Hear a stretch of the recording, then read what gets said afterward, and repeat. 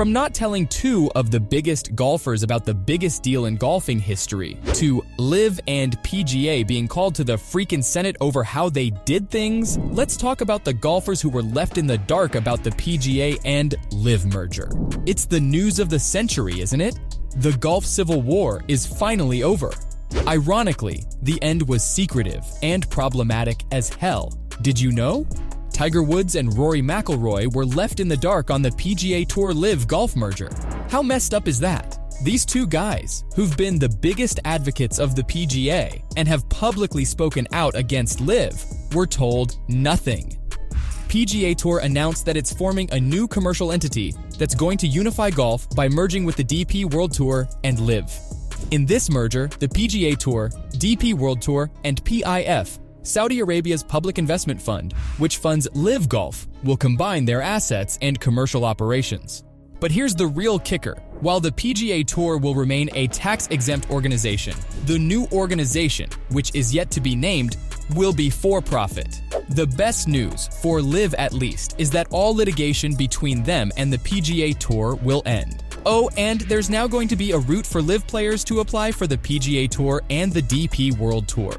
How crazy is that? After literally suing one another, they're calling a truce? The biggest shocker here is the fact that every major player was kept in the dark. Jay Monahan, the PGA Tour commissioner, said that this deal had been in the works for 7 weeks. It included 4 in-person meetings and several video chats and phone calls. Yikes.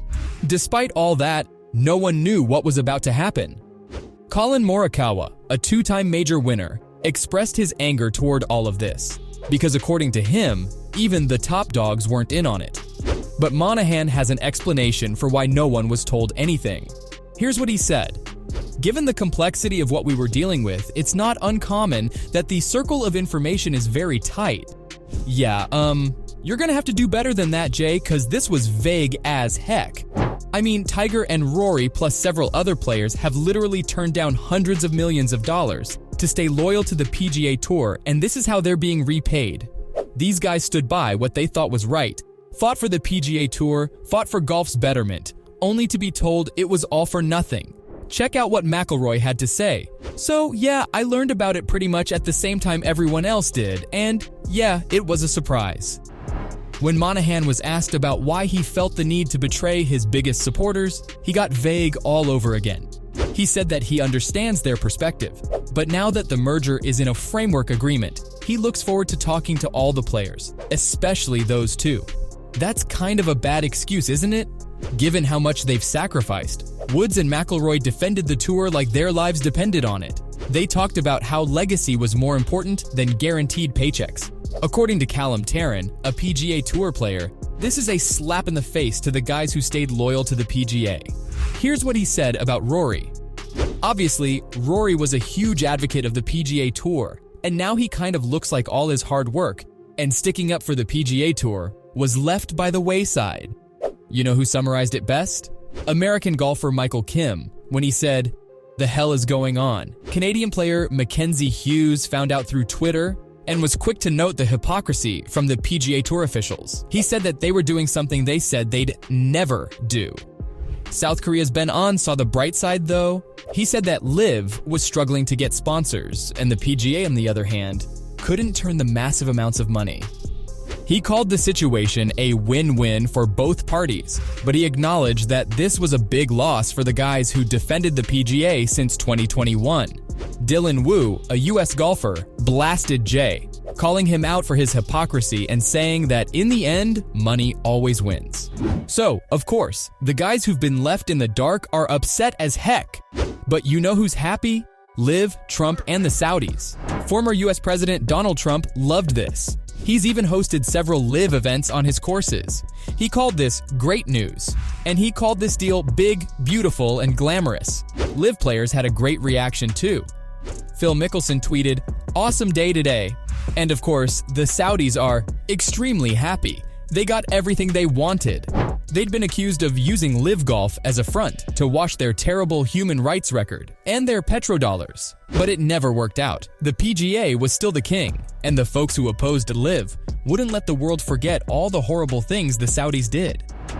But now, there are no more critics, since the world of golf has been united. LIV was, in a way, a means to an end, which has now been achieved. But the question is, what does this mean for golf? Is our favorite sport ruined forever?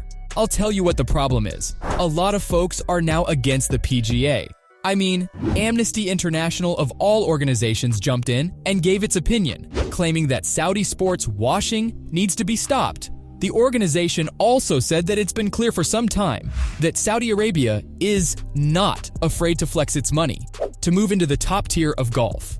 I mean, a Saudi football club signed Cristiano Ronaldo. So is there a bigger example of the country using its money to clean its image? Amnesty International also stated that away from the glamour of the golf courses and the TV cameras, there's mounting repression in the kingdom.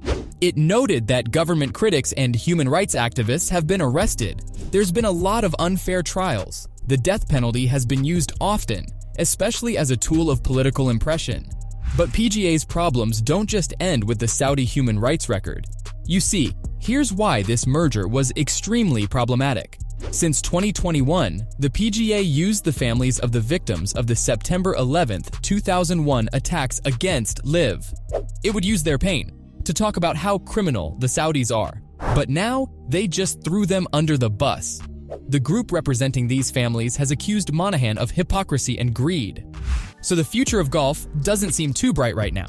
It still can be though, and you won't believe who said that. McIlroy, the guy who was left in the dark, despite being one of the loudest critics of LIV, thinks the deal's actually good for the sport. He stated that it's going to secure the financial future of golf.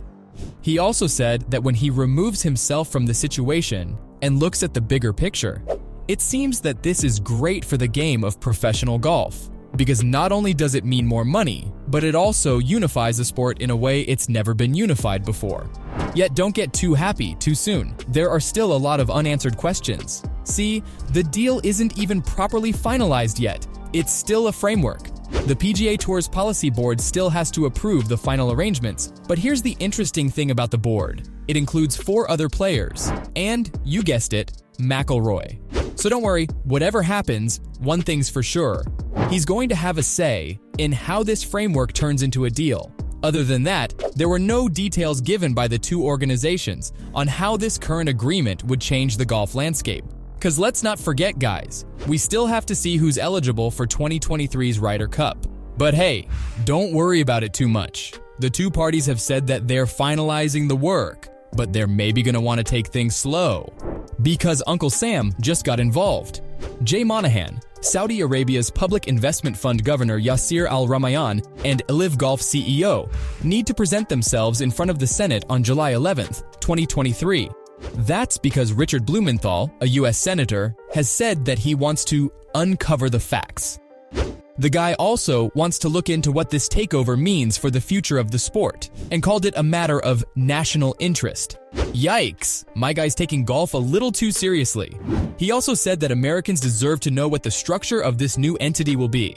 And there you have it. From LIV and PGA being called to the freaking Senate to answer some important questions, to not telling two of the biggest golfers about this deal, this was all you needed to know about golfers who were left in the dark about the